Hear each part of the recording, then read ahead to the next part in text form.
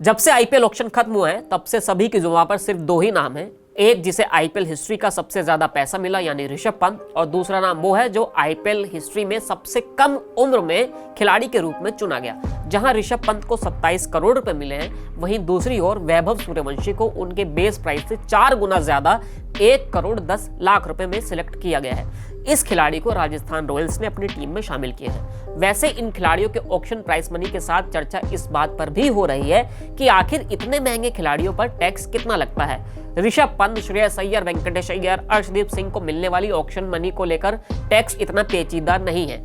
उनकी रकम और उम्र देखकर साफ अंदाजा लगाया जा सकता है कि उन्हें टैक्स के रूप में कितने पैसे देने होंगे। जब हम 13-14 साल के वैभव सूर्यवंशी को देखते हैं तो यहाँ पर आकर बात थोड़ी अटक जाती है। साथ ही इनकम टैक्स के नियम भी थोड़े बहुत बदल जाते हैं और इसका कारण भी है। वैभव सूर्यवंशी भले ही दुनिया के बड़े बड़े फास्ट बॉलर को फेस करेंगे जो उनकी उम्र और तजुर्बे में काफी बड़े होंगे, लेकिन वो खुद माइनर श्रेणी में है और यही वजह है कि वैभव सूर्यवंशी पर लगने वाले टैक्स को लेकर चर्चा करना काफी जरूरी हो भी जाता है। आइए इसे समझने की कोशिश करते हैं। भारत में किसी नाबालिग की इनकम पर टैक्स इनकम टैक्स एक्ट द्वारा रेगुलेट किया जाता है और इस पर बेस्ड होता है कि इनकम अर्न्ड है या फिर अनअर्न्ड है। मीडिया रिपोर्ट्स में टैक्स बडी के फाउंडर सुजीत बांगर कहते हैं कि बिहार के 13 साल के क्रिकेटर वैभव सूर्यवंशी को हाल ही में 1.10 करोड़ रुपए में आईपीएल का कॉन्ट्रैक्ट मिला है, जो कि स्पेसिफिक टैक्स रूल के तहत आती है। अब ये कैसे करते हैं ये भी एक को समझ लेते हैं। जो अर्न्ड इनकम होती है, इस तरह की इनकम में पर्सनल एफर्ट, स्किल या टैलेंट से जनरेट होने वाली कमाई शामिल होती है, जैसे कि स्पोर्ट्स, एक्टिंग आदि होने वाली कमाई।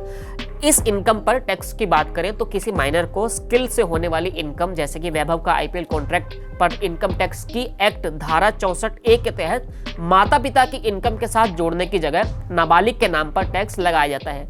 ये कमाई पर्सनल इनकम टैक्स स्लैब के तहत ही आती है। चूंकि वे मूल छूट सीमा को पार कर जाती है, इसलिए वैभव को इनकम टैक्स रिटर्न भरना ही होगा। उनकी इनकम पर वैसा ही टैक्स लगाया जाएगा जैसा कि ऋषभ पंत और श्रेयस अय्यर पर लगेगा।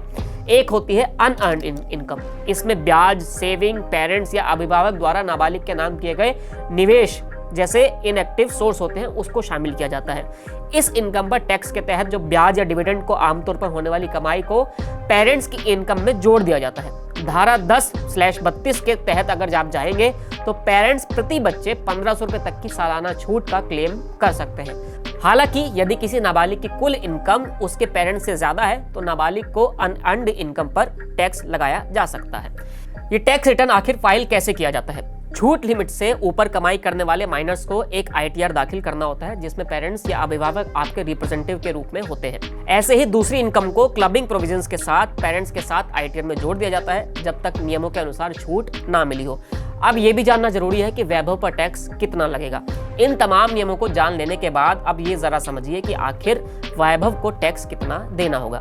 आईपीएल में वैभव को 1.10 करोड़ रुपए में खरीदा गया है। ऐसे में 30% का स्लैब उन पर लागू होगा, यानी कि वैभव को 33 लाख रुपए तो टैक्स में ही देने होंगे और उनकी जो कमाई होगी वो होगी सिर्फ 77 लाख रुपए। फिलहाल इस वीडियो में इतना ही, फिर मिलेंगे नए वीडियो के साथ। शुक्रिया।